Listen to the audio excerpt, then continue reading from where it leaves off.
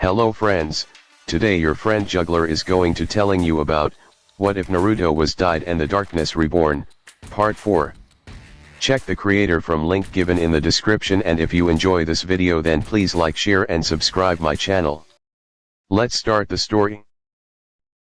Naruto stood in front of the group from Konoha with the largest smirk on his face while his eyes were light aflame with a godlike amount of fury.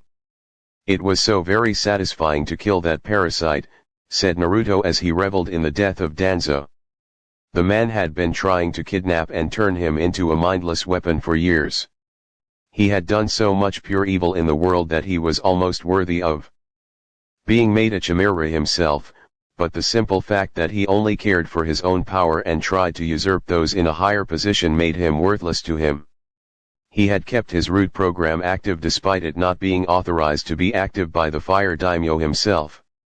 Sure, Minato was using them for his own agenda as well, but that didn't make it any less wrong. He used all of the various orphanages in the village via their matrons as a main source of such early recruitment, followed by going to nearby towns, even going to other countries, and taking children from their homes while killing the parents if necessary. Next was all the research matters regarding the splicing of bloodlines to bring about additional powers neither side could produce alone, which Danzo recruited Orochimaru for. If the Sunin's own testimony, who Naruto had talked to for hours about his projects both past and present since they interested him, were any indication. Added the fact the man conspired in the past with the warlord Hanzo to help him with aim in exchange for giving Danzo forces to help take over Konoha as its new Hokage. And that was just scratching the surface, since these had taken place in the last 20 years, and there was so much more he had done. Unauthorized missions, diverting finances from Konoha's treasury while sending Root Umbu to secretly raid rich caravans from other countries, and killing wealthy families after capturing some of them to make the liquidation of their assets legit, yet untraceable before they were killed. Different roaming clans who lived away from the hidden villages were also targeted, some mostly wiped out save for a few, mostly young children, and those few were conditioned to be made Root Umbu. There was even proof that Danzo had allied with Kaze Hanadoto to overthrow his brother in exchange for some of the lost technology Snow Country had, like the chakra armor and the blueprints for the airships as well as the trains buried in the snow there. The only reason the plan with Dodo failed was because of the greedy man reneging on his side of the deal and had created a strong power base too tough for Danzo to break unless he risked information of his involvement coming to light. Naruto had mentally chuckled at that, since in the end they had gotten what they sought with the technology of Spring after killing Koyuki and annexing her country, but it wouldn't help them in the slightest since Naruto's forces used magic and brute strength, so chakra armor was essentially pointless against them. Plus he also had a huge fucking, both metaphorically as well as literally in Kami's sake, dragon that trumps any form of airship they could come up with. Danzo was no such thing, said Minato as he glared at his son while still on his knees with his arms restrained behind his back. You can honestly say that to my face, said Naruto as he walked towards Minato and leaned down to look him directly in the eyes, when I know exactly what he has done in his lifetime. I consumed him down to his very soul just now, and doing so allowed me to see what he had done. And not only that, but what has yet to happen. Naruto then summoned up several needles in his hand and threw them into the darkness near the door to the throne room. Several thuds could be heard, and shortly after the root nin he had just stunned were dragged into the light by his night wolves. Mocha saw them and licked her lips since she was craving blood, and Naruto saw this. Where did they come from? Asked Minato in genuine surprise, since he didn't authorize this. Danzo was not loyal to you, said Naruto as he beckoned Mocha towards him and kissed her, for he planned to kill you as well as me to take over our empires. But what the both of you are fully unaware is that my empire would never follow a pathetic man as you or him. And why do you say that? Spat out Minato in anger, since he hated to be looked down upon, and even more so when it was by his son who he had killed years ago. Simply because you are human, said Naruto with a smirk, and there is not a single human in my empire since we killed them all. Well, that is not entirely true since the women are still alive. And where are they? Deep in the depths of our breeding grounds, being raped constantly to the point that their minds break. They are used to birth more of our kind until they are barren. Then they are chopped up and eaten by those who crave human flesh. What kind of sick monster are you? Shouted Kiba as he was still trying to break free from the tendrils that were holding him down. The strongest kind, said Naruto as he walked towards Kiba, a true alpha male, not the fake one you are trying to make yourself seem like when you are nothing more than a pathetic weak virgin who likes to talk big. And what makes you think that you are an alpha like me? Growled Kiba as he bared his fangs, because you are pathetic if you have to fuck freaks like those. Kiba immediately regretted saying that since the amount of killing intent sent his way was so thick. You say that, said Naruto as he held his hand up to stop his women from tearing him apart. But what you don't know is that a pathetic human like you can't satisfy these type of women since your sexual organ isn't up to snuff. Like Centauria over there is a centaur, and their race's males have large equine cocks, so a human male wouldn't be able to even felt inside them.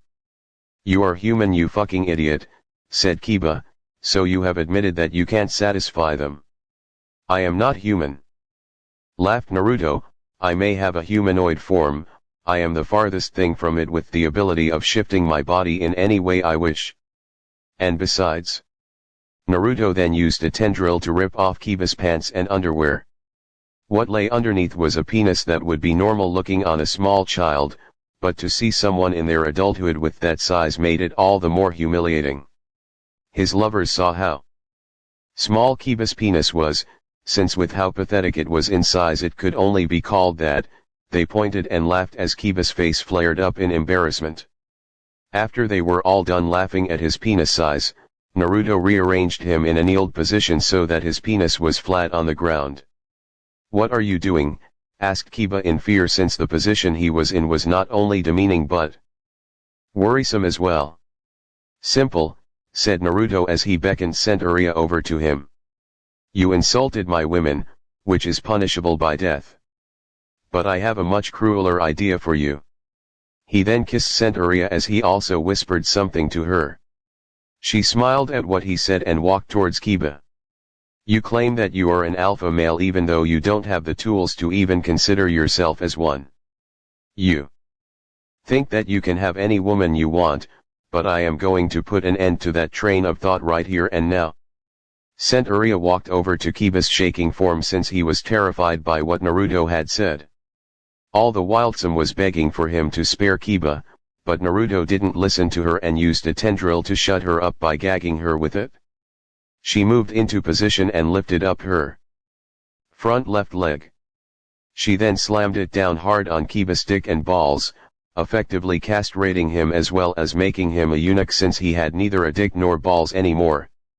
Kiba screamed in a high-pitched tone as he suffered the worst amount of pain that he had ever felt in his entire life. As he screamed, Naruto and his lovers just laughed at his suffering. You are now no longer a man, said Naruto as Mocha moved towards Kiba with her power beginning to flux as she prepared to unseal into her true form, and now you get to die as a boy. Mocha walked forward as he said that and her body began to change. Her eyes glowed gold and her fangs grew larger.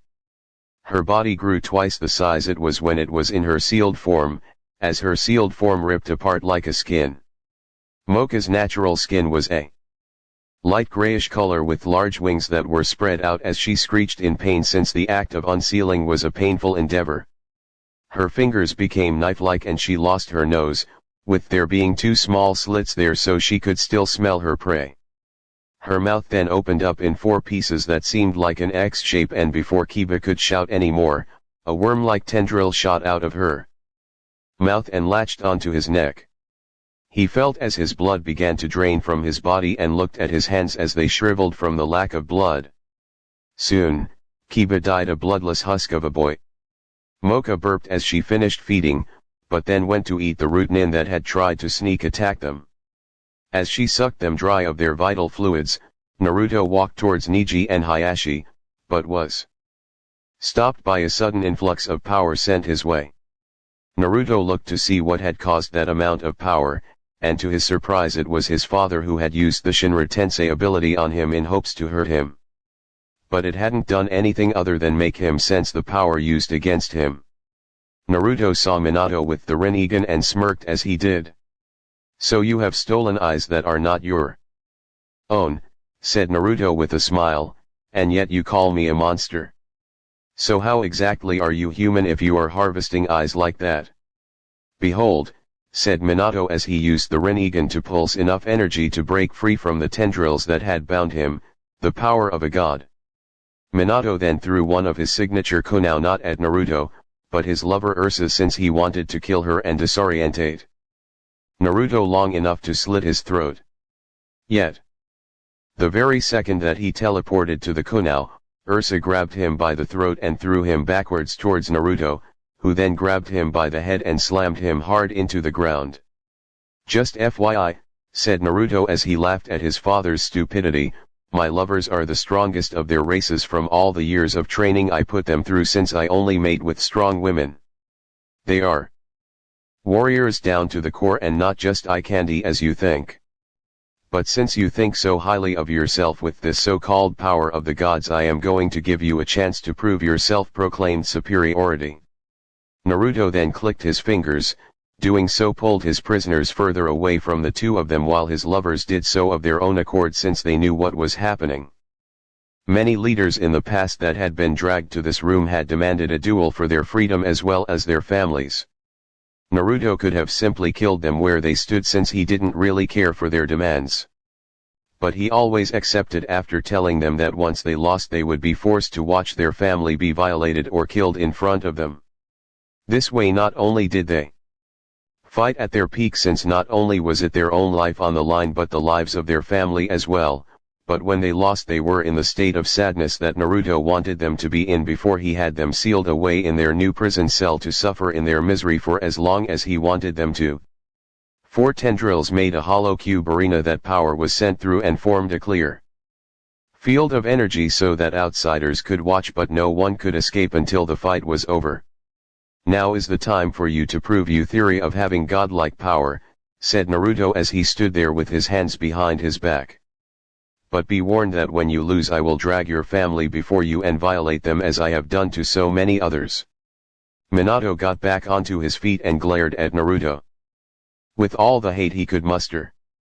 "You would do something like that to your own mother? You are sick. And this is coming from a man who literally stole the eyes of someone else for their power. Such a hypocrite," sighed Naruto as he waited for Minato to come at him. Minato didn't disappoint him since he unleashed all the power he had in himself, including the power of the 8-tailed Biju that he had sealed within him. Minato's body glowed yellowish white as his power surrounded him like a second skin and 8 tails emerged from his back. "Now behold my power," shouted Minato as he launched thousands of energy spikes all over, which Naruto just caught the one sent his way with his hand before he crushed them. "You already said that," said Naruto with a bored expression on his face. "So are you actually going to attack me or just stand there shouting at me to look at you?"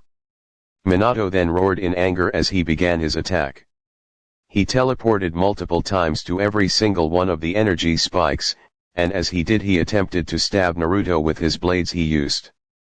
But Naruto easily dodged everything that he threw at him, and it only made Minato so furious to see him do so.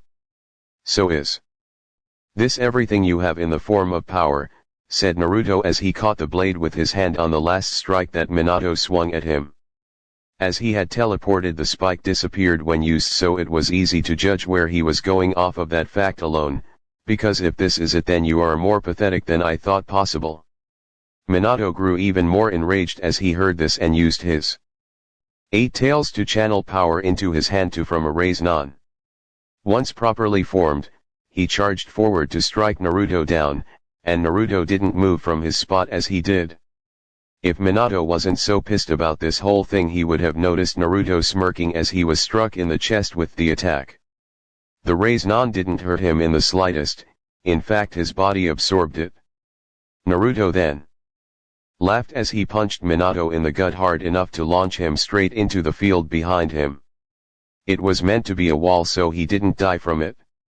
Minato then got back onto his feet once more and used all the power he could muster to form a Biju bomb-infused Rasengan and launched it towards Naruto. This time Naruto held up his hand, doing so caused a miniature black hole to form in front of it, which sucked in the Rasengan thrown at him without any sort of damage whatsoever. "That is impossible," said Minato in shock as he saw Naruto easily cancel out his most powerful technique. "Not for me it isn't," said Naruto as he just stood there, "but now I grow tired of this charade, and wish to end it."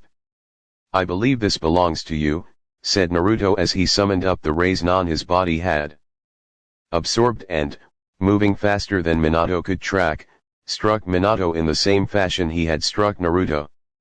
The attack was blocked by the cloak of energy that he wore as armor, but it also was blasted off of him violently since the dark energy put into the attack did so.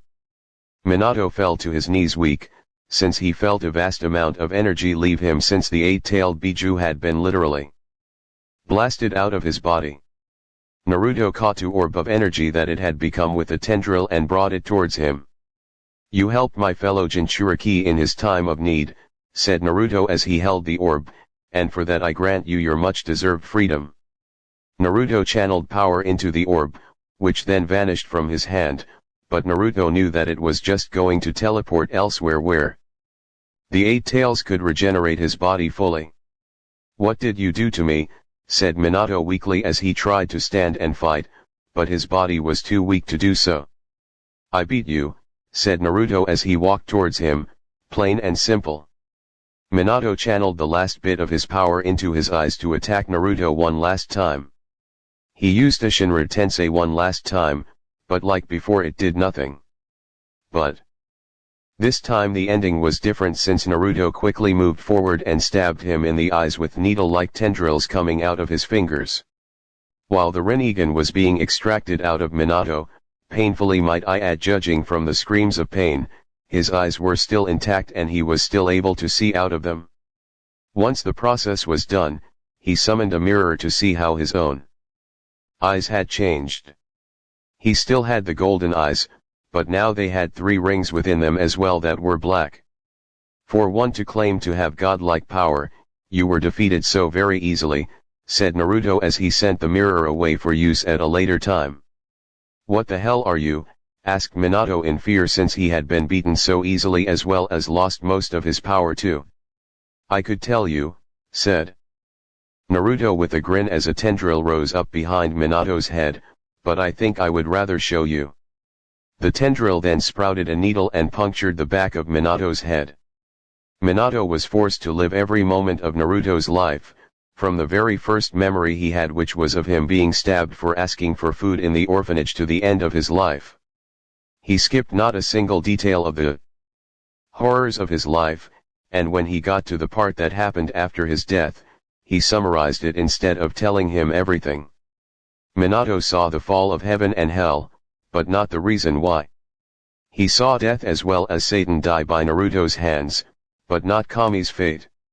He saw what Naruto's army had been up to on this side of the world and it horrified him to see the carnage they wrought to all who were human. He even heard about Naruto's plan to eradicate humanity into extinction, and that was what frightened him the most.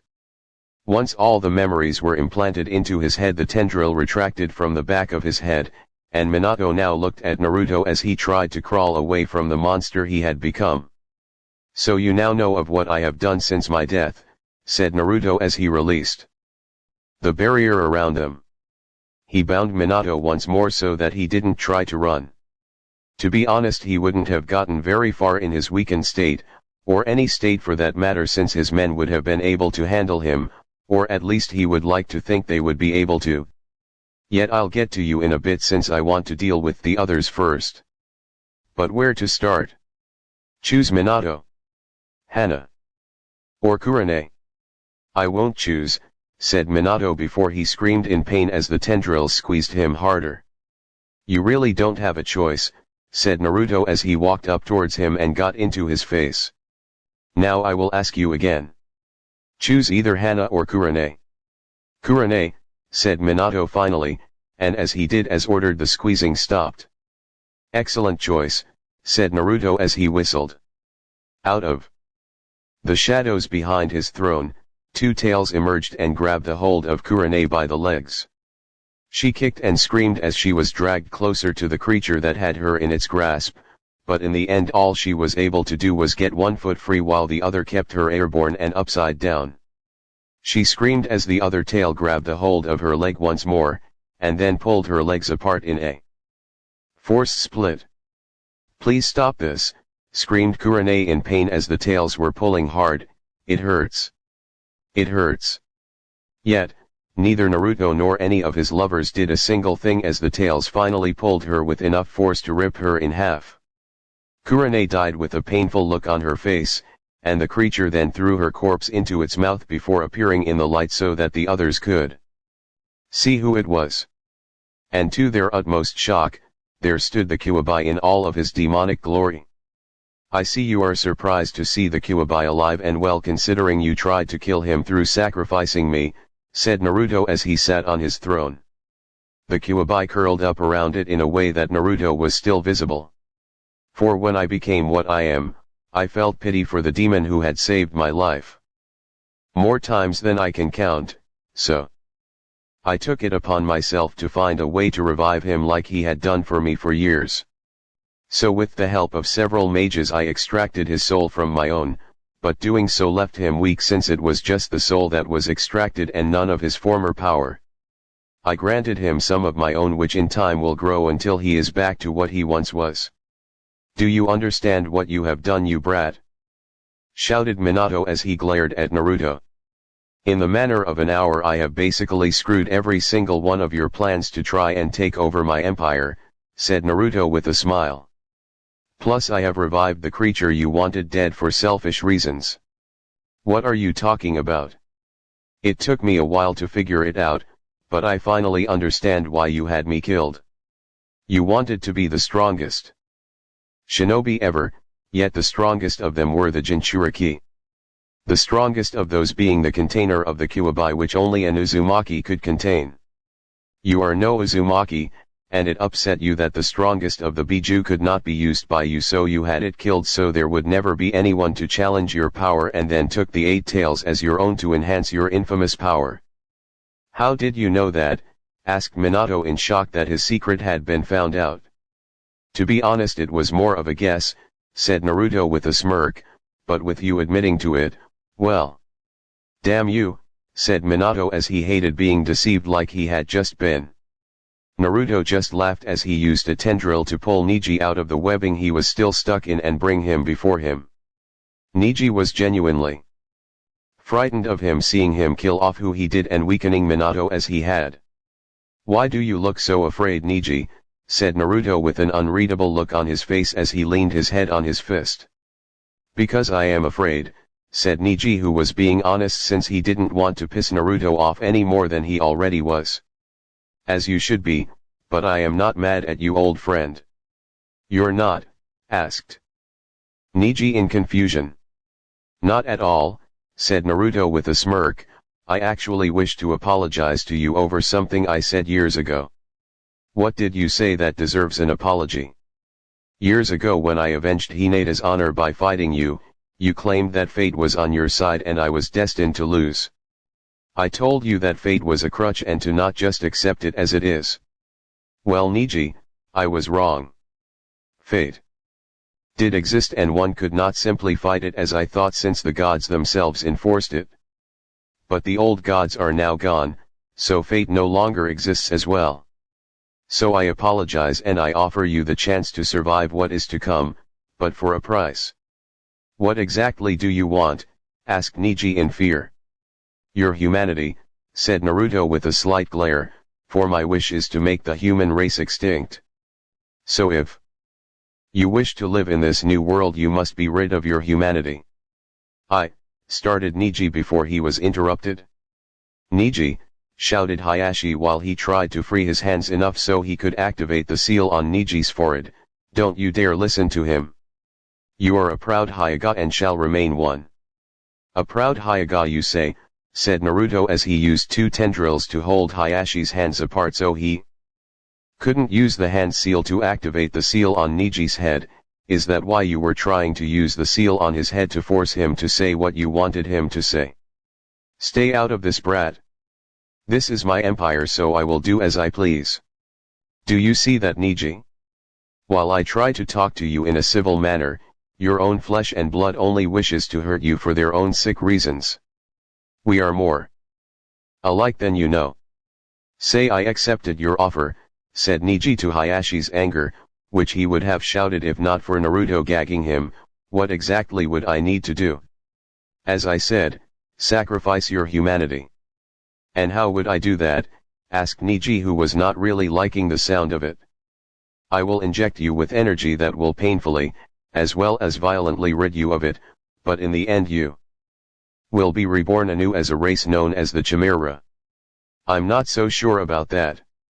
Well, allow me to sweeten the deal a bit, said Naruto with a smile, since not only will you be free from the seal on your head, but I'll even allow you to kill the man who has used it against you for the majority of your life. Niji looked at Naruto with eyes full of shock, since he had been offered the two things that he had wanted for his whole life. Niji had attacked Hinata years ago out of anger towards Hayashi, since he couldn't attack the clan head of the family, and if he had to lose his father, that asshole would lose his daughter to feel his pain. If you throw in Hinata for me to kill, then I'll accept, said Niji seriously. Oh, said Naruto in thought, well, I would like to gift you with that. Yet I have plans for her death already in my mind. So I'll meet you halfway and give you Hanabi to deal with as you will. Deal? Asked Naruto as he held out his hand to seal the deal. Deal, said Niji as he grabbed his hand in agreement. As he shook it, he felt a strange power flow into his hand. His hand became jet black as the power coursed through his arm towards his body. Niji fell over in sheer pain, since it was unlike anything that he had ever felt in his life. He puked out his blood as well as felt it come out of his eyes and ears.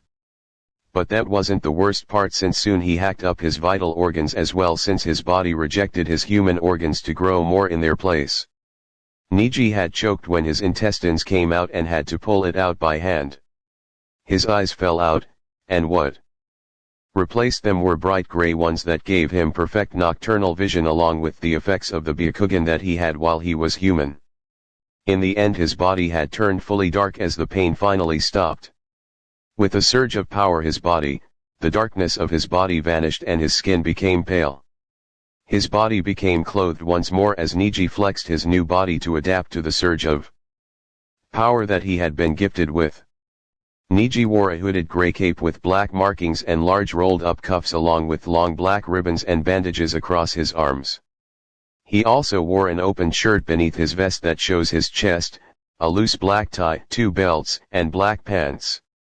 As he saw his new form with the help of a mirror that Naruto had on hand to allow those he changed as well as would change in the future to see themselves, he activated what he would call his overdrive mode, where his hood comes off for a brief moment, revealing his jet black hair. Instead of the seal that once was on his forehead, there was now a third eye that was closed. Niji was unsure as to what it did, but he would find out later. How do you feel? Asked Naruto as the mirror he summoned up for Niji to use sank back into the ground. Better than I have ever felt in my life, said Niji with a smile. Glad to hear it, said Naruto as he summoned Hayashi forth with his tendrils, and I am a man of my word, so here is the first part of my promise. Niji grinned maliciously as he cracked his knuckles and walked towards Hayashi. The color in Hayashi's face fully drained as he saw Niji walk towards him. I am unaware of what my third eye does, said Niji as he opened it up to look at Hayashi. It was the same color as his other eyes, but with far more power in it. His third eye began to glow with unholy power. As he did, Hayashi was unable to look away. Hayashi screamed in pain as his body slowly turned to stone, which once it had turned fully, Niji kicked it to pieces. Well, that answered that question. said Naruto as he was reminded of a creature of legend from long ago that he saw from the memories of the darkness, and as so a chimera of the race known as Gorgon. I like it, said Neji as he reveled in his new power. He would test his power out more later on, but he was curious as to what Naruto would still do to the rest in his former group. He did see that the night wolves were eating his discarded organs off the ground. While he may have been grossed out by it a few minutes ago, now he didn't care what happened to his discarded parts. "You monster," shouted Tsum as she had seen Neji transformed as well as her friend Hayashi murdered in front of her very eyes. "Kami will smite you for all that you have done." As he and his lovers heard this, they all began to laugh hard. The Kuwabai as well as Neji joined in even though Neji wasn't sure why he was laughing. It took several minutes, but they finally calmed down from their laughter to the point that they could talk once again. "Kami will smite me you say," said Naruto with a smile. He got up out of his throne and beckoned Uriel forward. He opened a portal beside him and threw a few tendrils through it to drag something out. Out of the portal came the worn-out overused body of Kami, who had a permanent fuck stupid look on her face and a gaping pussy that was so loose you could see all the way to her cervix, which itself was so swollen from having to reseal itself over the years. Naruto dropped her onto the floor since he didn't really care for her.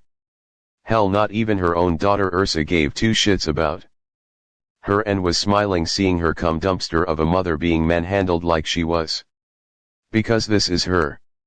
What was all Tsum could say as words failed to describe what she was feeling at this point.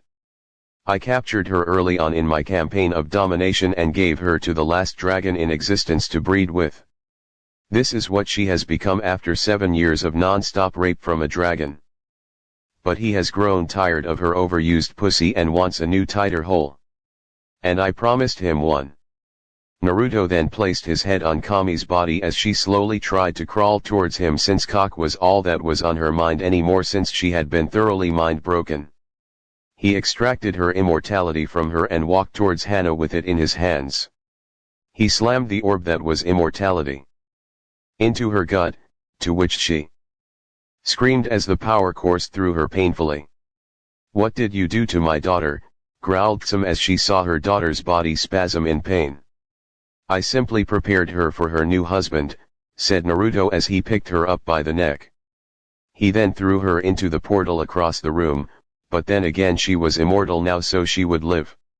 Sure, she was in pain from the process as well as him chucking her across the room like a football, but it would all pale in comparison to what Smog would do to her over the years. He wondered how long until her mind broke, but that was information to ponder on later. But as he was done with Hana, he went over to Kami herself and channeled healing energy into her mind. He had promised to do so for Uriel and he was a man of his word.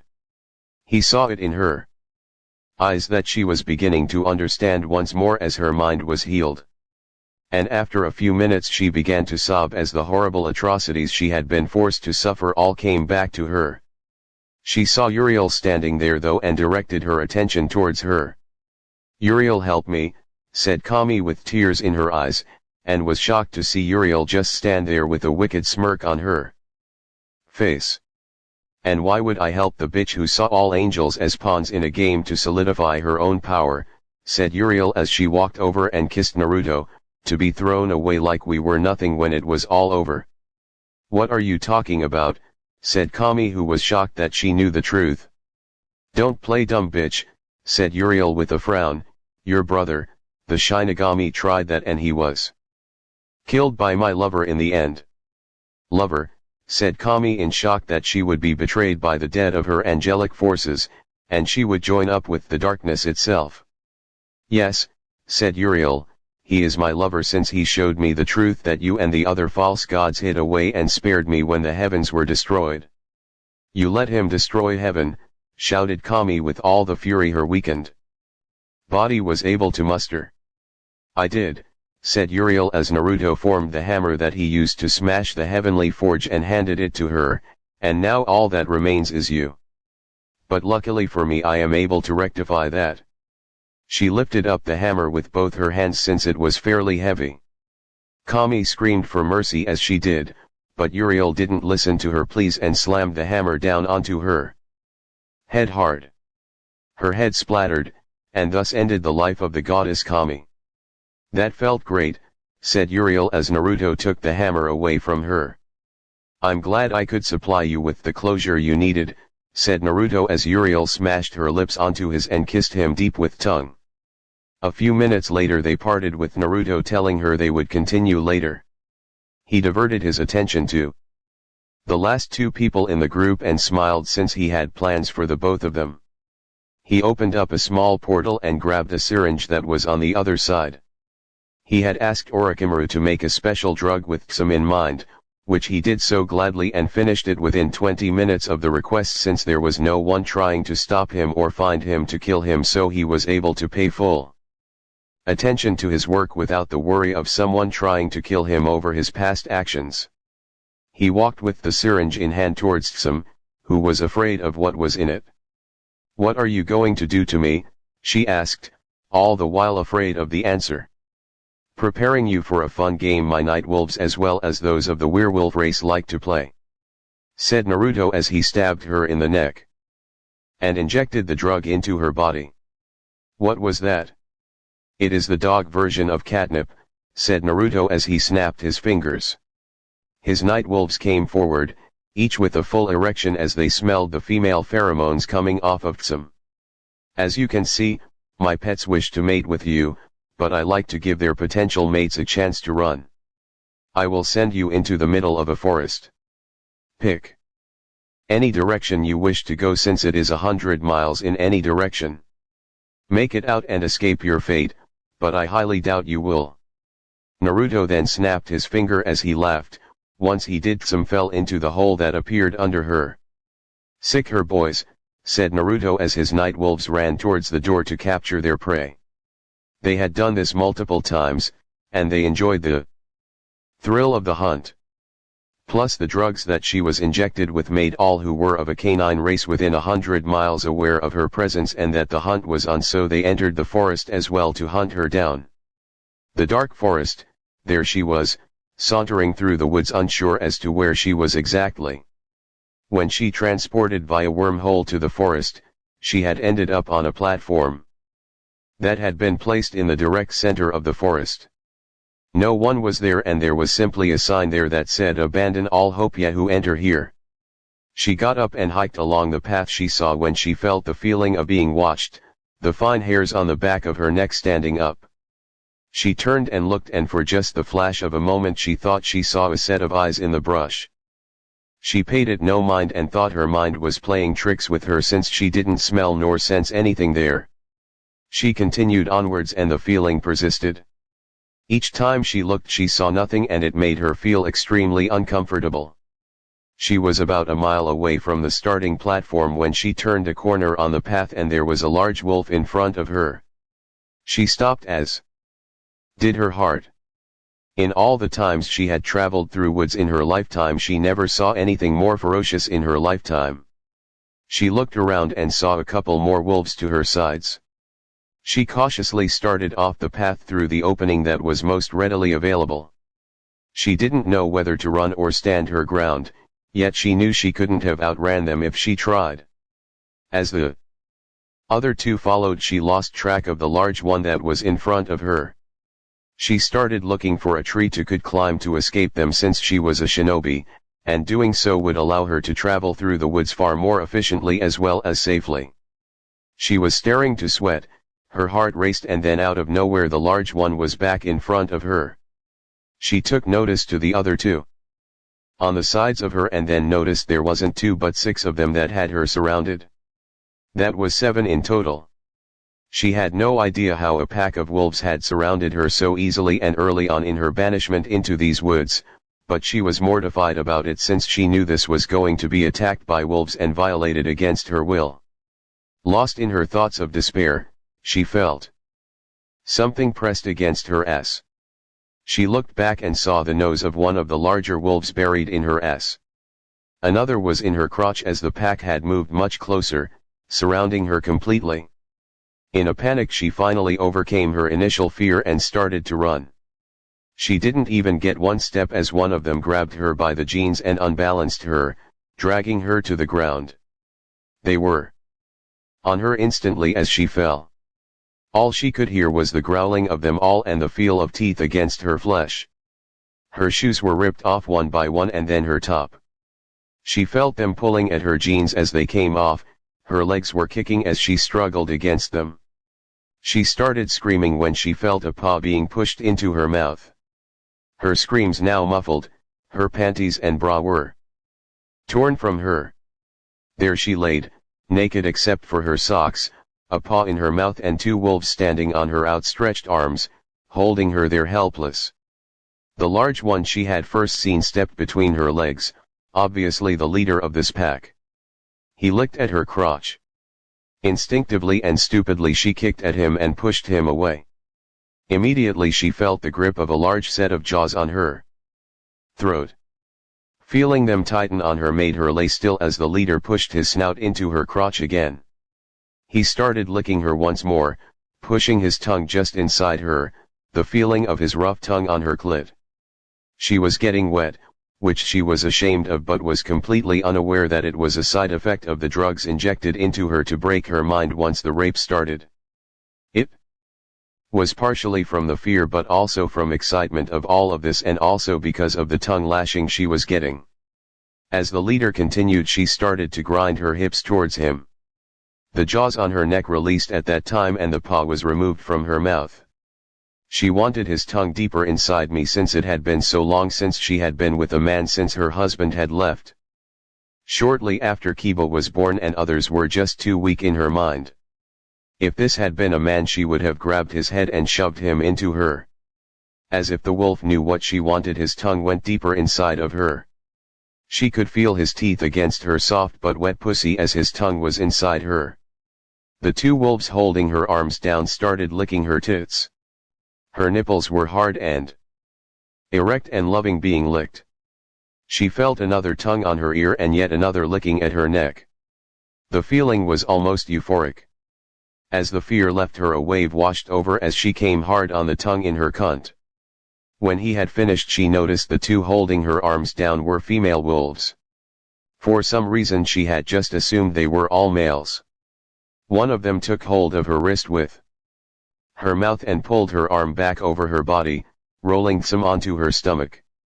She felt several snouts at her sides nudging her up. There was no way this was going to happen. She knew what they wanted and figured if she just laid on her stomach then nothing would happen. Just as she was about to finish that thought she felt the gnashing of teeth on the back of her neck again. Harder this time than the first, he was almost to the point of breaking her skin as he pulled her up. Some obeyed as she knew what they wanted and was there on all fours since she knew resistance was futile at this point. The two females each took her wrists in their mouths and the large leader immediately leaped on her back. She felt his weight come down on her and felt his cock against her sopping wet pussy. He was in her instantly. Some had seen the dogs from her clanmate over the course of her life and seen them take several tries to find the right spot. She was amazed that he was able to get in her so quickly. He growled loudly and the two females pulled her wrists, lowering some to her elbows and forcing her ass up. When they did he drove completely into her. It felt like 12 inches of wolf cock pierced her insides.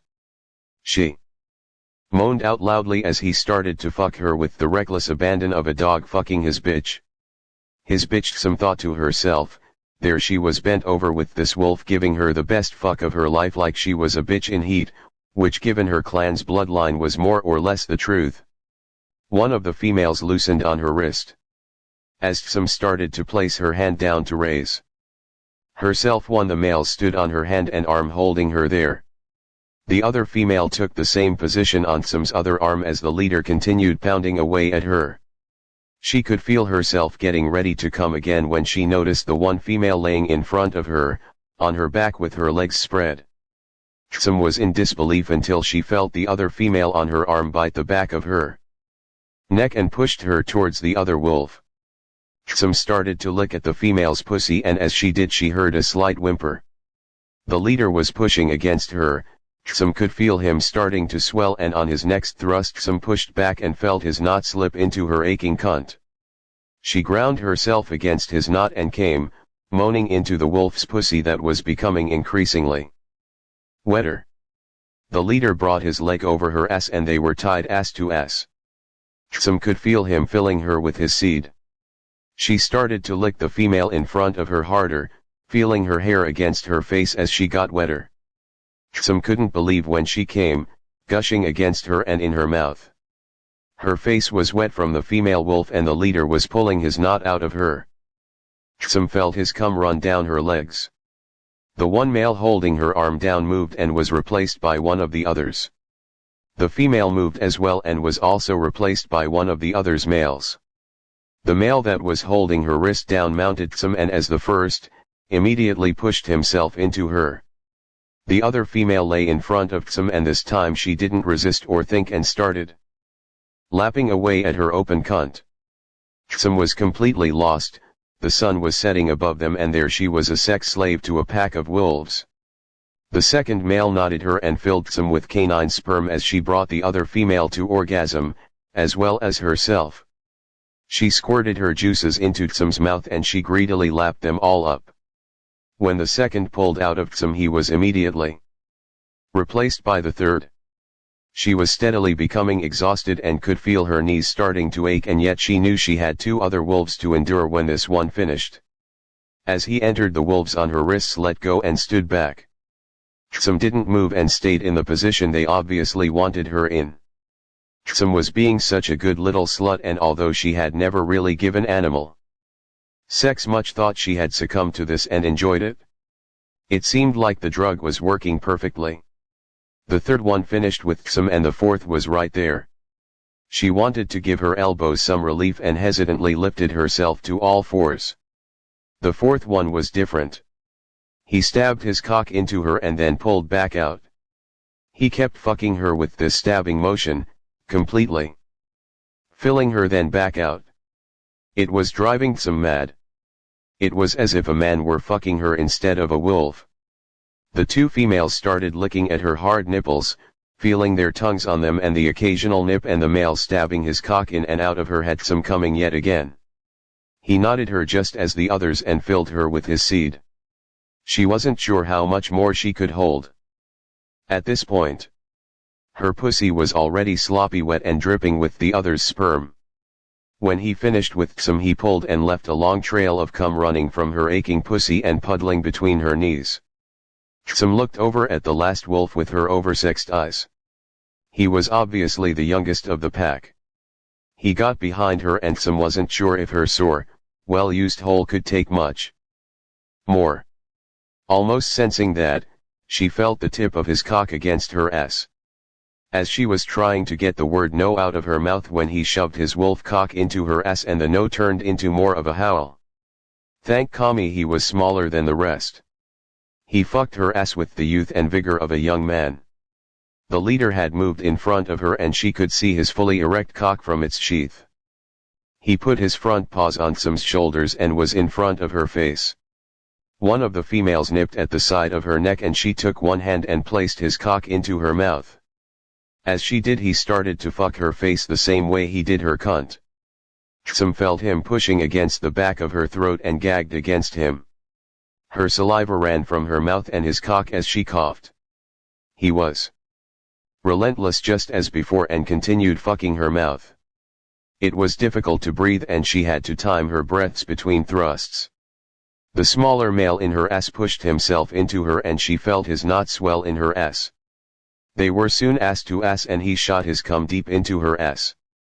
The leader started to knot as well. It was physically impossible for him to get anything that big into her mouth. He pressed it against her lips and started to unload. Tsum could feel it running down her throat. It was quickly filling her mouth and running out and down her chin. She coughed and gagged again, sperm and spit all over the male's large cock. He pulled his cock out and continued to come. His hot seed covered her face and hair. She was being given a wolf facial.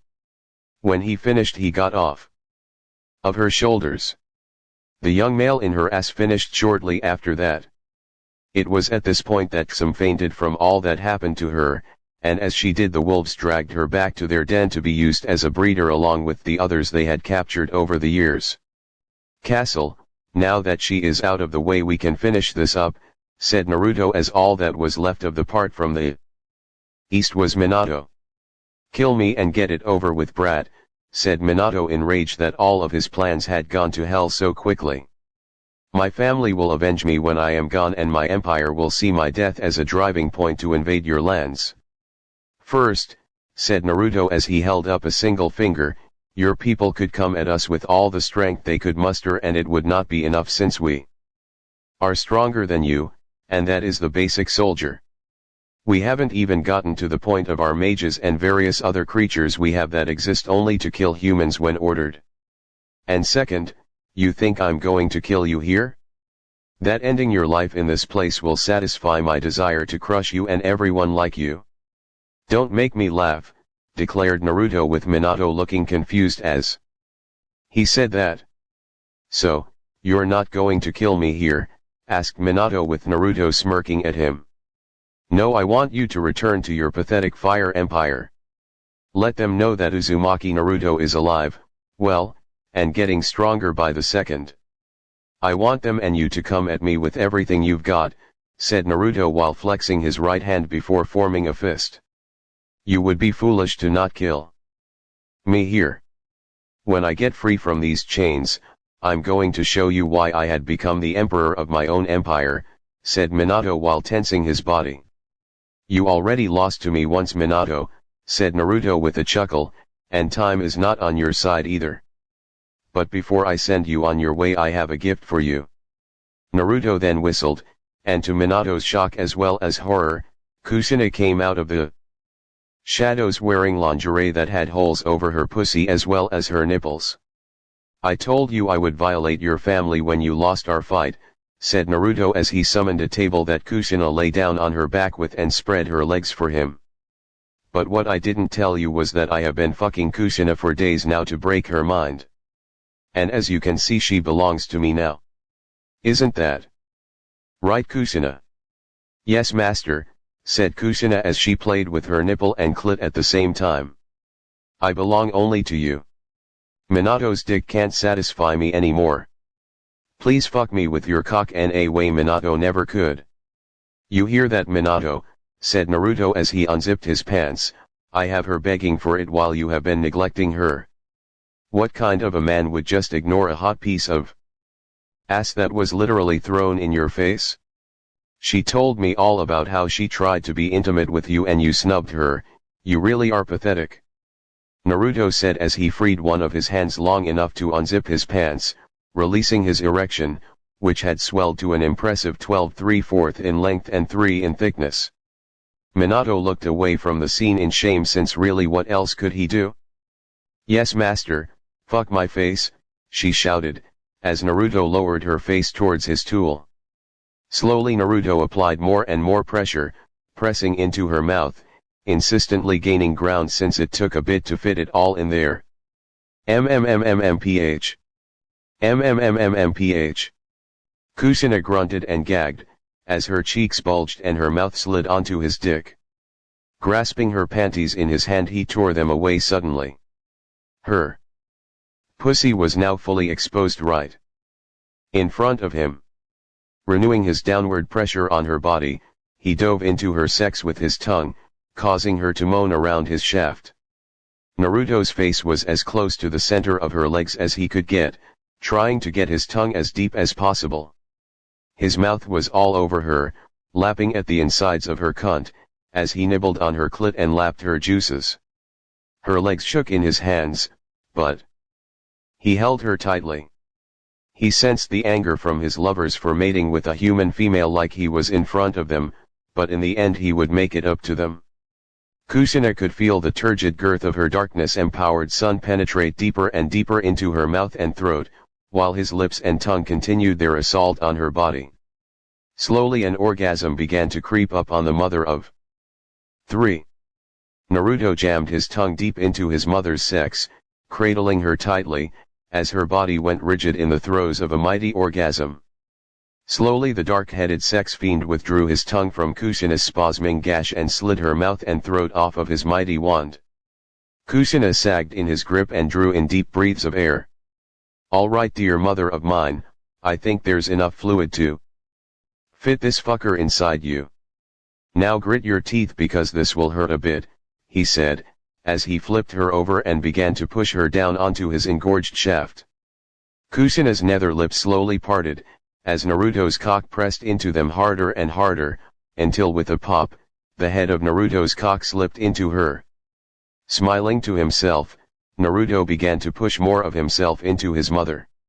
Sure, he had fucked her for days, but that was with a normal-sized cock since he wasn't so territorial over her, but now he had made it bigger to prove the point home to Minato that he was the true alpha male here. "Whoa. I'm surprised that I can still enter you," Naruto said, as 4 of his rods sank, unimpeded, into the tightness of Kushina's cunt. "I guess this means I don't have to hold back then," Naruto proclaimed before suddenly ramming his mother down onto his mighty erection. She screamed for a second but then relaxed, as he started to slow fuck her tight hole with the 8 he had inside her. "Oh. Master, this. Oh god, so big, feels so good." Kushina tried to say fully as she was plundered to the point that her tongue was hanging out and her eyes rolled into the back of her head. "Oh. Come on, I know you like it, you're squeezing me like crazy down there. But you have a point.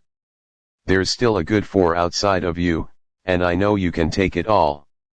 Naruto began to push harder on Kushina's hips and slowly 2 more inches sank into the vice-like orifice, before the tip of his cock bumped up against her cervix. Kushina began to moan, as Naruto continued pressing down with even more force. Somehow, another whole inch managed to slide inside the redhead.